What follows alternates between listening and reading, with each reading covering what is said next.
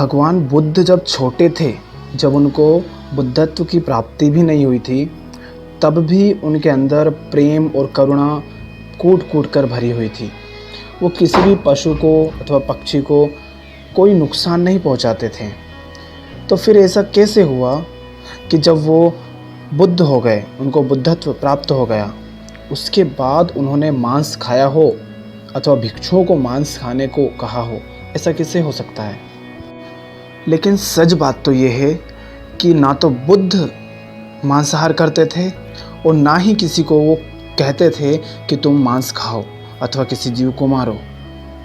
लेकिन फिर ऐसा क्यों होता था कि उस वक्त भी कई सारे बौद्ध भिक्षु मांस खाते थे और आज लाखों करोड़ों की संख्या में बौद्ध भिक्षु मांस खाते हैं, और उसके पीछे उनका तर्क होता है कि बुद्ध ने कहा है। तो इसको समझते हैं कि ऐसा क्यों हो रहा है कि आज कई सारे बौद्ध भिक्षु मांस खाते हैं और अपने आप को बौद्ध भिक्षु भी कहते हैं। तो भगवान बुद्ध ने उस समय अपने भिक्षुओं के लिए कुछ नियम बना रखे थे। उन्हीं में से एक नियम उन्होंने ये भी बनाया था कि कोई भी बौद्ध भिक्षु जब भिक्षा के लिए जाएगा तो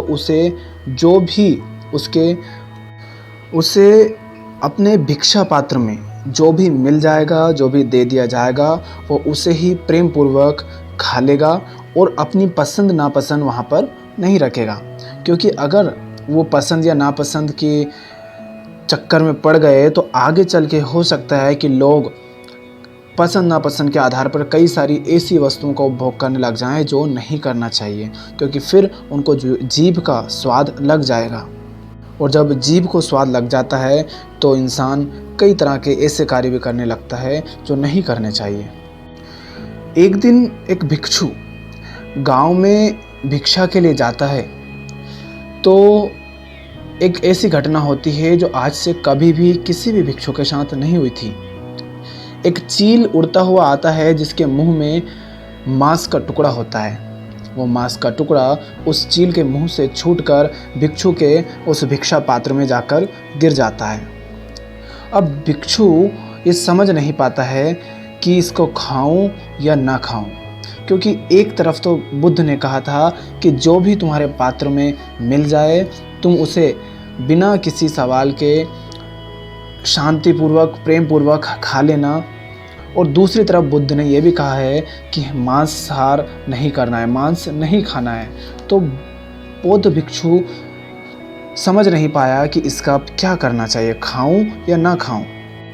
अब ये घटना तो एक संयोग मात्र थी, तो बौद्ध भिक्षु ने सोचा कि बुद्ध से ही पूछता हूँ। तो दौड़कर बुद्ध के पास आया।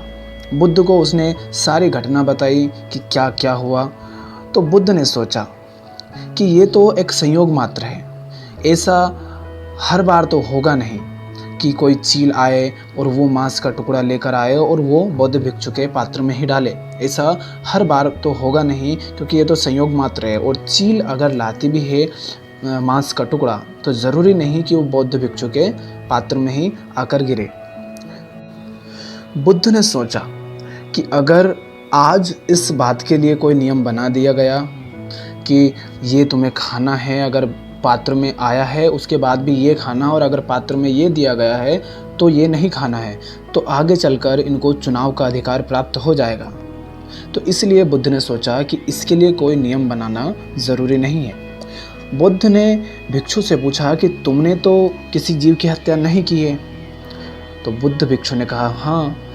तो बुद्ध ने कहा कि ये तुमने मांगा भी नहीं था कि मुझे मांस चाहिए? भिक्षु ने कहा जी। तो तुम इसे सादर प्रणाम करके प्रेम से इसे खा सकते हो, उसमें कोई हिंसा नहीं है। अब बुद्ध ने ना तो ये कहा था कि तुम किसी जीव को मारकर उसका मांस खाओ, और ना ही ये कहा था कि तुम इस तरह से खाओ कि कोई तुम्हें दान देने के लिए, मांस का दान करने के लिए कोई किसी जीव की हत्या करे। लेकिन कुछ लोगों ने उसका जानते हुए भी गलत अर्थ निकाला और उस बात को आधार बनाकर वो मांस खाते हैं। अब आप ही ये सोचिए कि जिस व्यक्ति ने स्वयं मांस नहीं खाया है, जो जीवों के प्रति बहुत ही दयावान, करुणावान, प्रेम पूर्वक रहते थे, वो भला कैसे कह सकते थे कि किसी जीव की हत्या करो और उसका मांस खाओ। वो तो स्वयं दूसरों के दुख को, दर्द को, पीड़ा को देखकर विचलित हो जाते थे।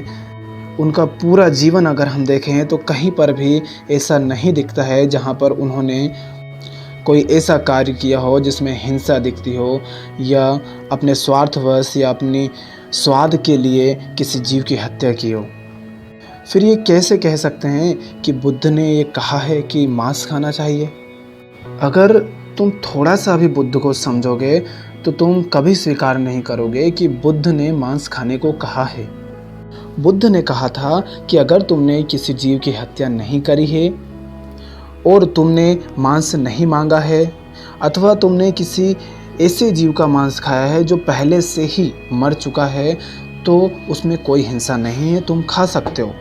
लेकिन आज क्या हो रहा है? चाइना, जापान और न जाने कितने ऐसे देश हैं जहाँ पर बौद्ध भिक्षु रहते तो हैं, किंतु वो मांस खाते हैं। और मांस वो इस तरह से खाते हैं ये कह करके कि हम तो मांस किसी जीव को मारते नहीं, हम तो दुकान से लाकर खरीदते हैं और खाते हैं। अब दुकान वालों ने ही अपनी दुकान पर इस तरह से लिख रखा है कि यहाँ पर मरे हुए जानवरों का मांस बेचा जाता है।